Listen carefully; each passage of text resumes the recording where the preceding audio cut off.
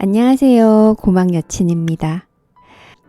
오늘은 100명 구독자 특집 9번째 시간입니다. 이렇게 녹음을 하다 보면 시간이 얼마나 빨리 흐르는지, 그리고 구독자분이 한 분씩 늘 때마다 얼마나 신기한지, 이렇게 제가 읽고 싶던 책들, 그리고 예전에는 읽지 않았던 분야의 책들을 고막 여친을 하면서 접하다 보니 저한테도 꽤나 보람된 시간이기도 하고, 이렇게 조회수가 조금씩 늘어날 때마다 그래도 어느 누군가는 저처럼 이런 책 구절을 함께 나누고 있구나 하는 마음에 기분이 좋답니다. 오늘은 또 세이노님의 어떤 가르침이 있을지 9번째 이야기 같이 들어보실까요?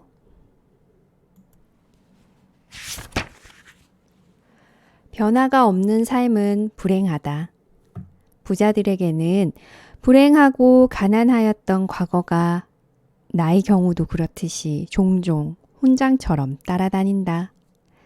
그리고 그들의 성공담은 불행한 상황을 자기 힘으로 역전시켜 행복한 상황으로 만든 사례로 종종 인용되곤 한다.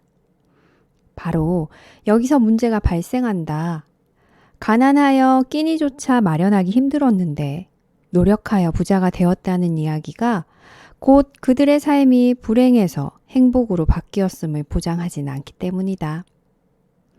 푸세식 변소에서 냄새를 참으며 용변을 보던 사람이 수세식 양변기에서 쾌적하게 용변을 본다고 해서 행복해지는 것은 아니지 않은가.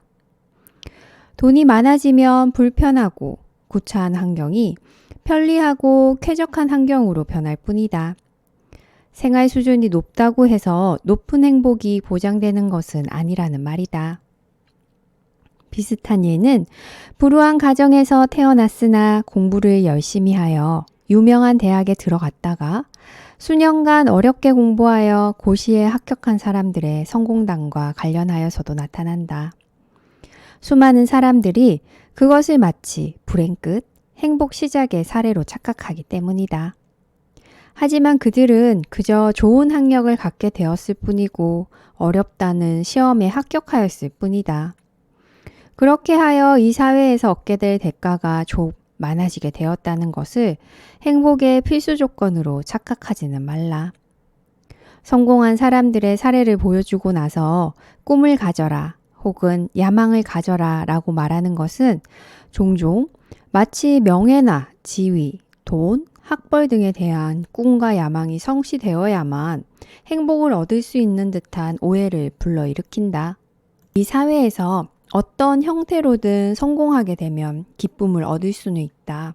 하지만 그 기쁨은 한계 효용 체감의 법칙에 따라 잠시뿐이며 어떤 성공이건 간에 결코 행복이 자동으로 보장되는 것은 아니다. 목표가 성취되면 성취감을 맛볼 수 있을 뿐이지 그 성취감이 행복과 동의어는 아니기 때문이다. 나폴레옹이 알프스를 넘어갔다고 해서 행복해졌다는 것은 아니지 않은가? 그러므로 TV 프로그램 성공시대나 위인전에 나오는 사람들을 본받아 나도 저렇게 되어야겠다고 생각하는 것은 바람직하지만 저런 사람이 안 되면 내 삶은 불행하여진다는 생각은 하지 말라. 분명히 말한다. 그 어떤 실패도 불행을 의미하지는 않으며 그 어떤 삶도 열등하다고 일방적으로 매도할 수는 없다. 내가 가진 자로서 글을 쓰고 있기는 하지만 못 가진 자와 실패한 자를 못난 놈, 불행한 놈이라고 말하는 것은 결코 아니라는 것을 명심하라. 내가 철저하게 비난하고 꾸짖는 대상은 시간을 우습게 여기는 게으름과 나태함에 빠져 자기 변화를 꾀하지 않으면서도 돈과 성공과 행복을 아주 편안하게 꿈꾸는 사람들이다. 행복은 우리가 소유한 것들과 비례하는 것도 아니고 그렇다고 해서 반비례하는 것도 아니다. 내 경험에 비추어 말한다면 행복은 우리가 소유한 것들이 유행의 것인지 무형의 것인지 상관없이 그 양과 질이 증가하는 과정이 계속될 때 얻어진다. 미국 심리학자 데이비드 마이어스 역시 행복의 추구에서 고정된 고소득보다는 소득이 증가하는 상태가 더 낫다고 결론지었다. 소득의 많고 적음 그 자체가 아니라 소득이 매년 오르고 있을 때 인간은 행복을 더 많이 느낀다는 것이다. 매년 연봉 100만 달러를 계속 받는 사람보다는 10만 달러의 연봉이 매년 증가되는 사람이 더 행복하다는 말이다. 나는 그의 말에 한 가지를 더 붙이고 싶다. 사람은 자신의 삶에 변화를 스스로 일으켜 그 어떤 분야에서든 자신의 가치를 계속 증대시켜 나갈 때 행복을 맛볼 수 있다고 말이다. 양 기자의 소설 모순에서 주인공인 25세 여성 안진진의 이모는 보유층 사모님이다. 돈도 잘 벌고 착실하기까지 한 멋쟁이 신사 남편을 둔 이모는 남들이 보기에는 행복이 넘쳐나야 할 상황이다. 그런데 그 잘 살던 이모가 너무나 행복한 일상에 지쳐 자살한다. 부자였지만 삶의 변화가 없었기 때문이다. 가난한 자들이 종종 자살하는 이유 역시 삶의 변화가 없을 것으로 믿기 때문이고, 나 역시 경제적으로 어려웠던 시절, 나의 미래에 아무런 변화가 없을 것으로 오판하고 그런 자살 시도를 하였었다. 토머스 제퍼슨은 행복의 추구는 양도할 수 없는 권리라고 했다. 그 권리를 누리려면 스스로의 변화를 먼저 주도하라. 남이 하면 따라하고 남이 좋다면 따라서 좋다고 박수치는 그런 삶이 아니라 당신 스스로 뿌듯하여질 수 있는 주체적 삶을 찾아라. 어제가 오늘 같고 오늘이 내일 같은 삶은 이미 생명이 죽은 삶이다. 하지만 수많은 사람들이 그런 삶에 익숙해져 있다. 그럼에도 불구하고 당신은 당신이 버는 돈의 액수가 작아서 불행하다고 생각할지 모른다. 천만의 말씀이다. 당신이 돈을 얼마나 벌든 간에 삶의 변화가 없고 뿌듯함이 없다면 결코 행복을 느낄 수 없다. 돈이 문제가 아니다. 당신이 자기 자신의 가치를 변화시키고 증가시키는 노력을 할 때 행복은 매일같이 주어지는 법이며 덤으로 뿌듯함마저 느끼게 된다. 문제는 여기서 그 변화의 방향을 어느 쪽에다 두는가에 있다. 그 방향은 오직 두 가지뿐이다. 그 하나는 이 사회에서 대가를 더 많이 받는 것과 관련되어 있다. 일의 변화를 만들 수 있는 지식을 추구하는 것이 대표적이다. 다른 하나는 이 사회에서 대가를 받는 것과는 관련 없이 인간으로서의 성숙함을 지향하는 것이다. 참선을 하면서 자기를 바라본다거나 로마인 이야기를 읽으면서 인생을 배운다거나 하는 것 말이다. 돈과 관련되지 않은 것에 그 방향을 두고 있다면 당연히 돈은 따라오지 않을 것이다. 그래서 변화가 주는 뿌듯함은 곧 돈 문제로 인하여 상처를 받을 수도 있을 것이다. 하지만 독실한 신앙인들처럼 자족과 감사의 생활을 영위하며 살 자신이 있다면 계속 그렇게 돈과 거리를 두고 살면서 행복을 추구하는 것도 가치 있는 삶의 한 형태라고 나는 믿는다. 그러나 이 사회에서 대가를 더 받는 쪽에다 변화의 방향을 두고 있다면 그 대가 자체보다는 변화의 양적인 면과 질적인 면에 관심을 두어라. 그렇게 하면 행복감과 뿌듯함을 매일 맛볼 수 있고 돈은 저만치에서 뒤따라오게 된다. 시간을 헛되이 쓰지 않고 책을 읽고 지식을 습득하여 삶과 생활 속에서 실천할 때 언제나 나는 뿌듯함과 행복감에 충만하였다. 30대 초에 내가 컴퓨터와 씨름을 하다가 새벽 4시에 사무실을 나와 걸어서 10분 거리에 있던 집으로 가면서 어둠 속에서 느꼈던 그 가슴 뿌듯함을 20대에 내가 밤을 새워가며 책을 읽다가 마지막 페이지를 새벽녘이 밝아오는 가운데 끝냈을 때 느꼈던 그 환희에 찬 뿌듯함을 어떻게 말로 설명할 수 있을까? 돈? 돈은 그 뒤에서 성큼성큼 따라왔다. 비록 당신은 돈이 뒤따라오는 소리가 들리지 않아 정말인가 의심하면서 자꾸 뒤를 돌아보고 싶겠지만 내 말을 믿으라. 내 귀에는 그 소리가 너무나 또렷하게 들린다. 왜냐하면 내가 그렇게 이미 살아보았기 때문이다. 당신은 변화가 싫다고? 지금 그 상태로 있는 게 좋고 행복하다고. 내가 알기로는 그런 말을 할 수 있는 사람은 사랑에 빠진 사람, 무소유 신봉자, 신실한 신앙인, 세 종류뿐이다. 그런 사람이 아닌데도 변화 없이 사는 게 좋고 행복하다면 내게 그렇게 사는 비결 좀 알려다오. 2000년도부터 세상을 향해 글을 쓰고 나서 세월이 웬만큼 지난 후 종종 이런 질문이 담긴 메일을 받곤 했다. 아직도 부자인가? 지금 행복한가? 내 짐작에는 당신 지금쯤에는 망했을 거야, 불행할 거야 라는 기대감의 메일을 보내지 않았을까 싶다.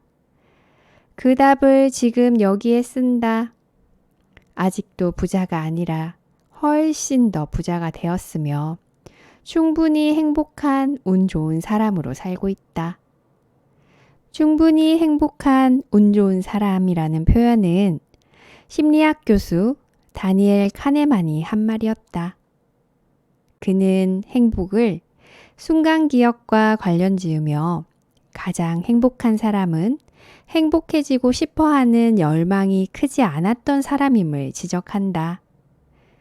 길을 쓰고 행복을 찾아 나서는 사람이 오히려 행복해지기가 힘들다는 말인데 나도 그 말에 동의한다. 윌리엄 데이먼은 무엇을 위해 살 것인가를 보면 그 말이 이렇게 표현된다. 가장 행복한 사람은 행복하기 위해 노력하는 경우가 드물다. 맞다. 진정한 행복은 사람들로 하여금 몰입하게 만들고 도전하게 만들고 빠져들게 만드는 흥미로운 것들과 관련이 있다. 맞다. 나 역시 여전히 어딘가에 몰입하고 도전하며 빠져드는 것을 아주 좋아하는데 그것이 무슨 커다란 사업 프로젝트를 의미하는 것은 전혀 아니다. 아내가 사온 너무나도 특색 없는 유니클로 셔츠를 내가 좋아하는 색상으로 직접 염색하는 것에서도 우연히 발견한 책에서 무릎을 탁 치게 하는 글을 발견하는 것에서도 루도비코 에이나우디의 피아노 연주를 듣는 것에서도 나는 충분히 몰입하고 빠져든다. 행복은 우연히 찾아오는 것이 아니며 외부 요인에 의하여 좌우되는 것도 아니고 순간순간 충분히 몰입할 때 찾아온다. 칙센트 미하이가 몰입에서 강조하는 내용이다. 야망을 갖지 마라. 젊은이여, 야망을 가져라. 누구나 어릴 때부터 이 말을 들었을 것이다. 꿈을 가져라라는 말도 많이 들었을 것이다. 꿈이 있었기에 성공하였다는 수많은 위인들의 이야기도 귀가 따갑게 들었을 것이다. 인권운동가 마틴 루터 킹 목사의 유명한 연설 역시 바로 그렇게 나에게 꿈이 있습니다 라는 말로 시작하지 않는가? 경영 컨설턴트 제임스 챔피와 하버드대 니틴 노리아 교수 역시 이루지 못할 야망은 없다에서 야망이나 꿈이 성공의 원동력이 된다는 것을 강조하면서 성공한 사람들이 어떻게 하여 왔는지를 설명하고 있다. 실제로 사람들은 라이트 형제나 넬슨 만델라, 월마트의 샘 월튼, 스타벅스의 하워드 슐츠, 자동차 제조의 헨리 포드, 철강왕 앤드류 카네기, CNN의 테드 터너 등등의 인물들이 야망을 일찍부터 품었고 기회를 놓치지 않고 행동하였기에 성공하였다는 이야기들에서 감동을 받고 나름대로 꿈과 야망을 품는다. 꿈 깨라. 꿈을 갖고 야망만 품으면 모든 것이 다 이루어지는가? 꿈과 야망이 없는 사람이 이 세상에 과연 얼마나 되겠는가? 누구나 성공의 꿈을 품고 살아가는데 왜 성공한 사람은 극소수라는 말인가?